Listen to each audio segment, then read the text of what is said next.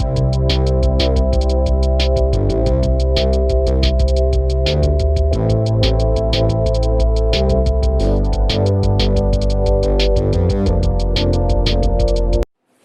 Everyone, welcome to our YouTube channel.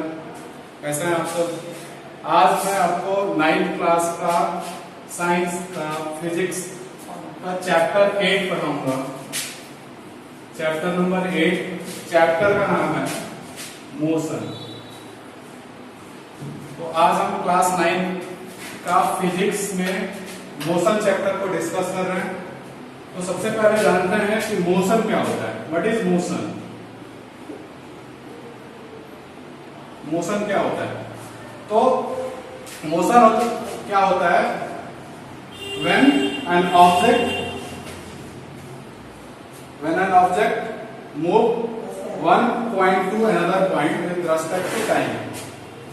अगर कोई वस्तु एक टाइम के रेस्पेक्ट में एक जगह से दूसरी जगह जाती है तो उसे क्या बोलेंगे? मोशन। यानी कि change of place with respect to time। Change of place with respect to time, इसको क्या बोलते हैं? Motion. Change of place with respect to time is called motion। अब मोशन बहुत सारे टाइप का होता है। कौन कौन से टाइप का हो सकता है? एक होता है रेक्टिलिनियर मोशन। रेक्टिलिनियर मोशन वो मोशन होता है जब कोई ऑब्जेक्ट एक स्ट्रेट लाइन पे चल रही हो। जब कोई ऑब्जेक्ट स्ट्रेट लाइन पे चल रही हो उस तरह के मोशन को क्या बोलते हैं? Rectilinear motion. दूसरा सर्कुलर मोशन हो सकता है। तो सर्कुलर मोशन क्या होता है? सर्कुलर मोशन मतलब अगर कोई ऑब्जेक्ट किसी सर्कुलर पाथ पे चल रही हो तो उसे क्या बोलेंगे? अगर कोई ऑब्जेक्ट सर्कुलर पाथ पे चल रही हो तो उसे बोलेंगे सर्कुलर मोशन। अगर कोई ऑब्जेक्ट सर्कुलर पाथ पे चल रही हो तो सर्कुलर मोशन। अगला है पीरियोडिक मोशन। आपने पेंडुलम देखा होगा। पेंडुलम एक निश्चित टाइम पे क्या होता है? वो अपने पोजीशन को रिपीट करता है तो उसे क्या बोलेंगे? Periodic motion. उसके बाद है ऑसिलेटरी मोशन। जैसे फैन चल रहा है, फैन चलता है तो उसको क्या बोलते हैं? Oscillatory motion. तो अभी तक मैंने आपको क्या बताया? मोशन क्या होता है? तो मोशन होता है change of place with respect to time. अगर कोई ऑब्जेक्ट एक टाइम के रेस्पेक्ट में अपने प्लेस को चेंज कर दिया, जैसे आप घर से इंस्टीट्यूट पे आए तो आपके अंदर क्या हुआ है? मोशन हुआ है। तो change of place with respect to time is called motion. और टाइप ऑफ मोशन बता दिया। कौन कौन से टाइप? रेक्टिलिनियर मोशन, जहां पे कोई ऑब्जेक्ट स्ट्रेट लाइन में ट्रेवल करती हो। दूसरा मैंने बताया था सर्कुलर मोशन, जहां पर कोई ऑब्जेक्ट सर्कुलर पाथ पे ट्रेवल कर रही हो। तीसरा बताया था पीरियोडिक मोशन, जहां पे इक्वल टाइम इंटरवल में अपने पोजीशन को रिपीट कर रही हो। और चौथा बताया था मैंने ऑसिलेटरी मोशन, जहां पे मैंने बताया कि जैसे फैन मूव कर रहा है, ऑसिलेटरी मोशन है। तो ये सारे टाइप ऑफ मोशन थे। अब मैं आपको जो बता रहा हूं वो एक टर्म आता है डिस्टेंस। डिस्टेंस अगर the actual path that an object travel, the actual path that an object travel, उसको क्या बोलते हैं? डिस्टेंस। डिस्टेंस को it is measured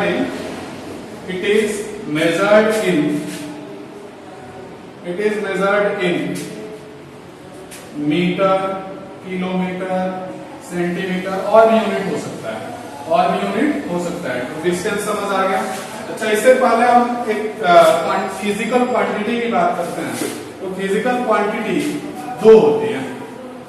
physical quantity दो होती है। फिजिकल क्वांटिटी, तो फिजिकल क्वांटिटी दो होती है। एक बार मैं आप लोग इसको नोट कर लीजिए। Distance, the actual path that an object travel, it is measured in metre, kilometre और सेंटीमीटर, और भी यूनिट हो सकते हैं। और मोशन के भी और सारे टाइप भी हो सकते हैं। तो फिजिकल क्वांटिटी दो तरह की होती है। कौन कौन सी होती है? एक होता है वेक्टर क्वांटिटी। क्या होता है? Vector quantity. और दूसरी होती है स्केलर क्वांटिटी। तो वेक्टर क्वांटिटी क्या होता है, जिसमें डायरेक्शन और मैग्नीट्यूड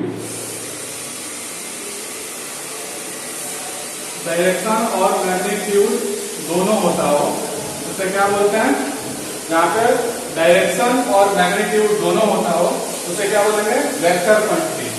और जहां पे डायरेक्शन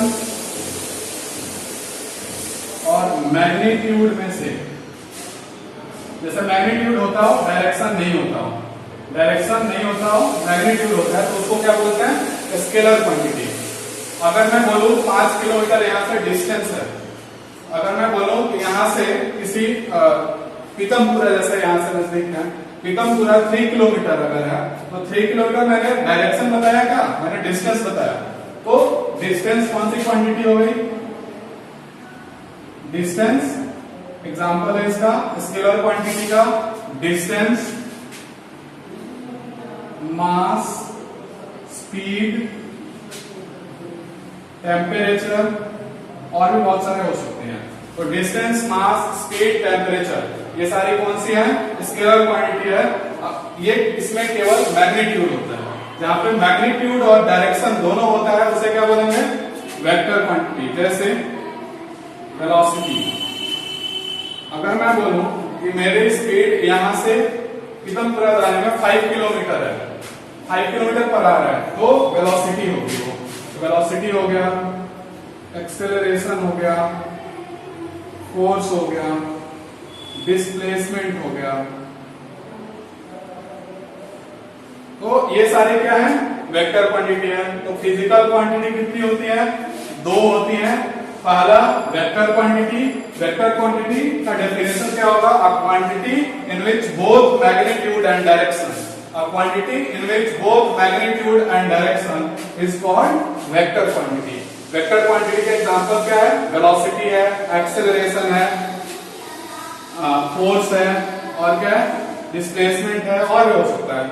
स्केलर क्वांटिटी, जिसमें केवल a quantity which have only magnitude, a quantity which have only magnitude is called scalar quantity।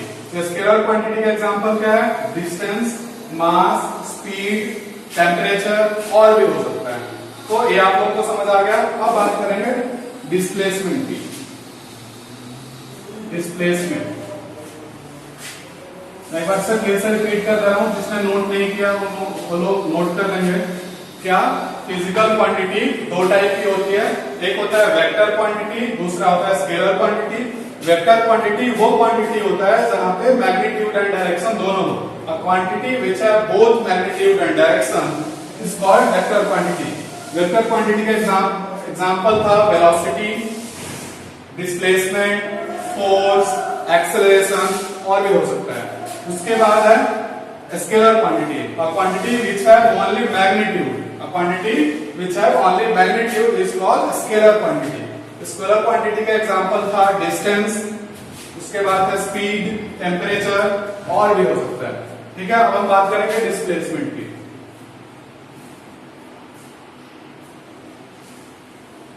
तो डिस्प्लेसमेंट क्या होता है, shortest distance, the shortest distance which an object traveled, the shortest distance between initial point to final point, initial position to final position, the shortest distance between initial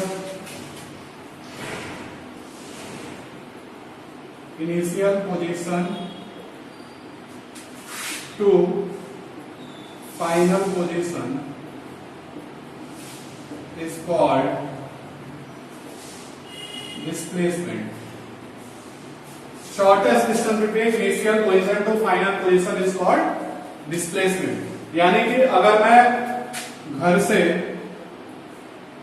अपने घर से यहाँ home है, home से हम लोग कहाँ है, इंस्टीट्यूट पे आए, अगर ये 3 किलोमीटर है, तो हमारा इनिशियल पोजीशन क्या है, होम है, फाइनल पोजीशन क्या है, इंस्टीट्यूट है। तो अभी तक हमारा डिस्प्लेसमेंट कितना होगा 3 किलोमीटर, क्योंकि ये हमारा इनिशियल पोजीशन है और ये हमारा फाइनल पोजीशन है। इनिशियल पोजीशन और फाइनल पोजीशन के बीच का डिस्टेंस कितना है 3 किलोमीटर। तो डिस्प्लेसमेंट कितना हो जाएगा 3 किलोमीटर। अब डिस्प्लेसमेंट क्या हो सकता है, displacement can be zero. Displacement zero भी हो सकता है। कैसे जीरो होगा, जब हम होम से इंस्टीट्यूट आएंगे और इंस्टीट्यूट से फिर से होम पहुंच गए, होम से इंस्टीट्यूट पे आए और इंस्टीट्यूट से होम आ गए, मतलब हम लोगों के बीच का डिस्टेंस कितना है, इनिशियल पोजीशन हमारा क्या था होम, और फिर से कहां पहुंच गए होम। तो होम इनिशियल है, फाइनल भी क्या है होम है, तो इस केस में डिस्प्लेसमेंट क्या हो जाएगा जीरो हो जाएगा। एक और चीज, डिस्प्लेसमेंट जो होता है, displacement is vector quantity. Displacement vector quantity होता है और डिस्टेंस का जो मेजरमेंट होता है वही मेजरमेंट डिस्प्लेसमेंट का भी होता है। अब मैं आपको एक क्वेश्चन करा रहा हूं, इसको एक बार कोई नोट कर लें आप लोग। क्या लिख पाया मैंने, displacement the shortest distance between initial position to final position is called displacement. Displacement can be zero, displacement is a vector quantity. तो ये डिफरेंस में आ सकता है एग्जाम में कि डिस्प्लेसमेंट और वेलोसिटी में क्या डिफरेंस है, स्पीड वेलोसिटी में क्या डिफरेंस है, मैं अभी आगे डिस्कस करूंगा। एक क्वेश्चन करते हैं इस पे, ये सबने नोट कर लिया। तो एक क्वेश्चन मैं बता रहा हूं, आप लोग देखेंगे इसको कैसे करते हैं। हमें शॉर्टेस्ट डिस्टेंस देखना होता है इनिशियल पोजीशन से फाइनल पोजीशन के बीच। तो अब देखते हैं, जैसे हम ए पॉइंट से चलना स्टार्ट किया हमने और बी पे गए, ए से बी पे गए, इसका डिस्टेंस था 3 किलोमीटर, और फिर बी से सी पे गए, इसका डिस्टेंस था 4 किलोमीटर। तो अभी कहां पे इनिशियल पोजीशन क्या था इसका ए, फाइनल पोजीशन क्या हुआ सी। अगर हम ए से चल के कहां पे जा रहे हैं सी पे जा रहे हैं, तो इनिशियल पोजीशन ए है और फाइनल पोजीशन सी है, तो डिस्प्लेसमेंट कितना है ये फाइंड करना है। तो डिस्प्लेसमेंट फाइंड करने के लिए हम क्या ढूंढते हैं, शॉर्टेस्ट डिस्टेंस ढूंढते हैं कि शॉर्टेस्ट डिस्टेंस कितना है। तो बहुत लोग क्या करेंगे 3 और 4 को ऐड कर लेंगे, 3 + 4 7 किलोमीटर आंसर, लेकिन वो गलत है। डिस्टेंस जो शॉर्टेस्ट डिस्टेंस है वो क्या है, ये है ए और सी। इनिशियल पोजीशन ए था, फाइनल सी था। इसको हम कैसे फाइंड कर सकते हैं, पाइथागोरस थ्योरम से फाइंड कर सकते हैं, मैथ्स में आता है। क्या होता है कि AC का स्क्वायर इक्वल होगा AB square plus BC square. तो AC का स्क्वायर, AB स्क्वायर कितना है 3 का स्क्वायर प्लस 4 का स्क्वायर, यानी कि 9 प्लस 16 दैट इज 25। अब AC क्या हो जाएगा 25 का रूट, यानी कि 5 किलोमीटर। तो हमारा डिस्टेंस कितना हो गया 5 किलोमीटर। या तो नोट कर लेंगे, इस तरह से डिस्प्लेसमेंट हम निकाल सकते हैं। ये क्वेश्चन नंबर 1 था। एक क्वेश्चन और मैं लिख रहा हूं, इसको घर पे करना है। जैसे कोई ऑब्जेक्ट ए से चलना स्टार्ट किया और बी पे पहुंचा, ए से बी का जो डिस्टेंस है वो 6 किलोमीटर है और बी से सी का जो डिस्टेंस है वो 8 किलोमीटर है। तो डिस्प्लेसमेंट निकालना है, इस केस में डिस्प्लेसमेंट निकालना है।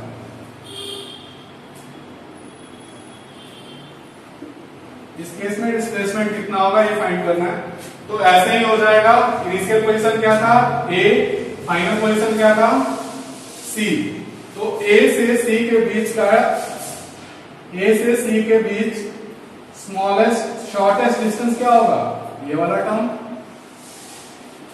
यहां भी वही फॉर्मूला लगाएंगे, AC square equal to Pythagoras theorem बोलते हैं इसको, AB square plus BC square.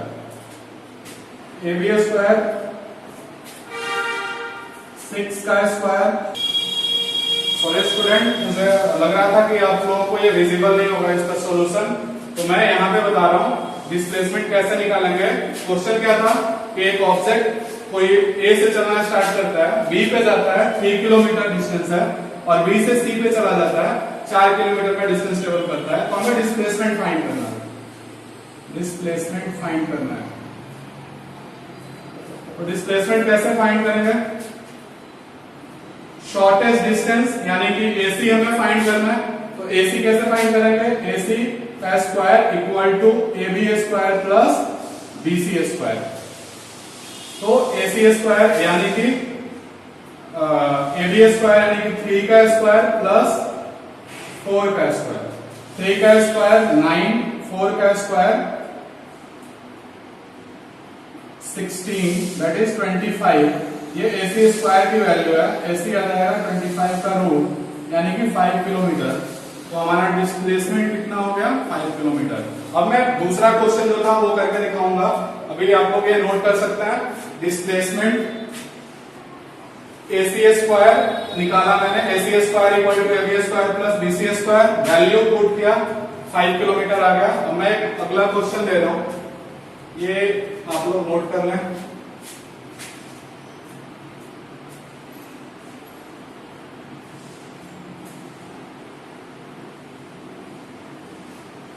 ठीक है, नेक्स्ट क्वेश्चन मैं लिख रहा हूं, इसको खुद से करके ट्राई करना है। एक क्वेश्चन मैं अभी एनसीईआरटी से भी करवाऊंगा। तो क्वेश्चन यह है कि कोई ऑब्जेक्ट A से चलना स्टार्ट करता है और A से 6 किलोमीटर का डिस्टेंस ट्रेवल करके B पे पहुंचता है और B से C पे जाता है। यह 8 किलोमीटर का डिस्टेंस। आप लोगों को इसमें डिस्प्लेसमेंट फाइंड करना है। तो इस केस में डिस्प्लेसमेंट कैसे फाइंड करेंगे? वही A से C के बीच का डिस्टेंस निकाल लेंगे, क्योंकि शॉर्टेस्ट डिस्टेंस तो यही होगा। डायगोनल डिस्टेंस जो है शॉर्टेस्ट हो जाएगा, ये तो लॉन्ग हो जाएगा। तो AC वही फॉर्मूला लगाना है, पाइथागोरस थ्योरम। ये 90 का एंगल बना रहा है तो इस तरह से हम फाइंड कर सकते हैं डिस्प्लेसमेंट। ठीक है। हाँ, एक क्वेश्चन आता है कि अगर जिगजैग पैटर्न हो तो हम उसका डिस्प्लेसमेंट कैसे निकालेंगे? अगर जिगजैग पैटर्न हो, जिगजैग मतलब Z इस तरह का हो, तो डिस्प्लेसमेंट कैसे निकालेंगे? तो हम इन दोनों को ज्वाइन कर देंगे, ये इसका डिस्प्लेसमेंट होगा। ठीक है। अब मैं क्वेश्चन करवा रहा हूँ एनसीईआरटी से, ये आप लोगों को करना है घर पे। एनसीईआरटी से मैं क्वेश्चन करवा रहा हूँ। 1 मिनट में क्वेश्चन देख रहा हूँ।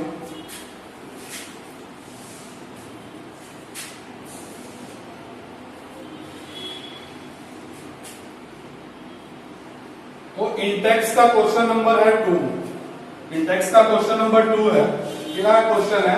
A farmer moves along the boundary of a square field. एक किसान, एक फार्मर है जो कि स्क्वायर फील्ड के बाउंड्री पे क्या हो रहा है? मूव कर रहा है। Field of side 10 metre in 40 second, मतलब 40 सेकेंड में वो एक चक्कर लगा लेता है स्क्वायर फील्ड का। ये स्क्वायर फील्ड है। ये इंटेक्स का क्वेश्चन नंबर है, इंटेक्स का क्वेश्चन नंबर 2 एनसीईआरटी। तो ये स्क्वायर फील्ड है ABCD। ये 10 मीटर इसके साइड है, तो चारों साइड 10 मीटर के हो जाएंगे। हमें निकालना है 40 सेकंड में ये एक राउंड, एक चक्कर लगाता है। हमें निकालना है कि 2 मिनट 20 सेकंड बाद इसका डिस्प्लेसमेंट कितना होगा। 2 मिनट 20 सेकंड बाद। तो सबसे पहले हम टाइम निकाल लेते हैं, सेकंड में चेंज कर लेते हैं। तो टाइम क्या है? 2 मिनट 20 सेकंड। तो 2 मिनट यानी कि 2 इंटू 60 प्लस 20 यानी कि 120 प्लस 20 140 सेकंड ओवरऑल हो गया। तो 140 सेकंड में कितना डिस्प्लेसमेंट होगा ये हमें निकालना है। अब देखते हैं, ए से अगर यहाँ पे फार्मर चला और ए पे पहुंच गया तो ये कितने देर में पहुंचा? 40 सेकंड में। तो एक चक्कर 40 सेकंड, एक चक्कर हो गया 140, 140 सेकंड में से 40 सेकंड निकल गए। फिर से चला, फिर पहुंच गया, तो अब 80 सेकंड खत्म हो गया। फिर से चला, फिर एक राउंड यहाँ पे पहुंच गया, 120 सेकंड खत्म हो गया। अब बचा 20 सेकंड। तो 20 सेकंड में आधा डिस्टेंस ही ट्रेवल कर पाएगा। तो मतलब ए से चला और कहां पे पहुंच गया है? सी पे। मतलब उसका इनिशियल पोजीशन क्या था? ए पे, और फाइनल कहां पे रुक रहा है वो? सी पे। तो अब हमें डिस्प्लेसमेंट निकालना है। तो ये भी तो एक राइट एंगल ट्रायंगल है एबीसी। तो हम क्या करेंगे? डिस्प्लेसमेंट अगर हमें निकालना हो, डिस्प्लेसमेंट निकालना हो तो हम डिस्टेंस ऑफ एसी निकाल लेंगे। Distance of AC distance of AC कैसे निकलेगा, वही फॉर्मूला लगाएंगे, AC square equal to AB square plus BC square. तो यहाँ पे 10 का स्क्वायर प्लस 10 का स्क्वायर यानी कि 100 प्लस 100, ये हो गया 200। AC स्क्वायर इक्वल टू इसका रूट 200 का यानी कि 10 रूट। तो डिस्प्लेसमेंट निकालना था फार्मर का आफ्टर 2 मिनट 20 सेकेंड, तो 140 सेकेंड हो गया। मैंने बताया था A से C का डिस्टेंस निकालना है, डिस्टेंस ऑफ AC। तो कैसे निकलेगा, AC square equal to AB square plus BC square. तो AB क्या है, 10 का स्क्वायर प्लस 10 का स्क्वायर, ये हो जाएगा 100 प्लस 100 यानी कि 200। AC इक्वल टू 200 का रूट यानी कि 10 रूट 2 मीटर। तो ये डिस्प्लेसमेंट हुआ उस फार्मर का, कितना हुआ, 10 रूट 2 मीटर। तो आज की क्लास इतना ही। अब अगले क्लास में मैं आपको वेलोसिटी, स्पीड ये सब बताऊंगा।